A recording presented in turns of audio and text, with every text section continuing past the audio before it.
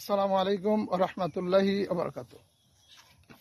মহানবী সাল্লাল্লাহু আলাইহি সাল্লাম বলেছেন, আল খালকু ইয়ালুল্লাহ, সমগ্র সৃষ্টি আল্লাহর পরিজন। ফাহাব্বুল খালকে মান আহসানা ইলা ইয়ালিহি, অর্থাৎ আল্লাহ ওই বান্দাকে ভালোবাসবেন যে বান্দা তার সৃষ্টির প্রতি ভালোবাসা রাখবে, দয়াশীল হবে। তো আসুন আমরা প্রত্যেকেই মহান রব্বুল আলামিনের সৃষ্টিকে ভালোবাসি, তাইলে আল্লাহ আমাদেরকে ভালোবাসেন।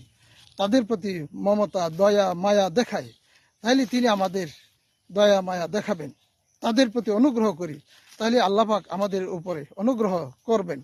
আমরা মানুষ থেকে নিয়ে যত জীবজন্তু প্রাণী আছে, এমনকি গাছপালা তরুলতা, অযথা কারো উপরে কোনো কষ্টদায়ক কোনো কাজ করব না। তাইলেই আমাদের যথাযথ এটির কিছুটা হইলেও মর্যাদা রক্ষা হবে এবং তাকে ভালোবাসা হবে, সম্মান করা হবে।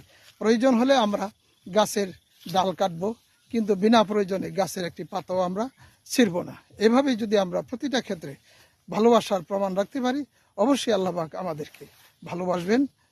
তিনি আমাদের মহান রব এবং আমরা তার সৃষ্টির সেরা জীব, তিনি আমাদেরকে ভালোবাসবেন। আলহামদুলিল্লাহ, আসুন আমরা এই হাদিসের অনুসরণ করি। আল্লাহ পাক যেন আমাদের সকলকে তৌফিক দান করেন। আমিন। আসসালামু আলাইকুম ওয়া রাহমাতুল্লাহি ওয়া বারাকাতুহু।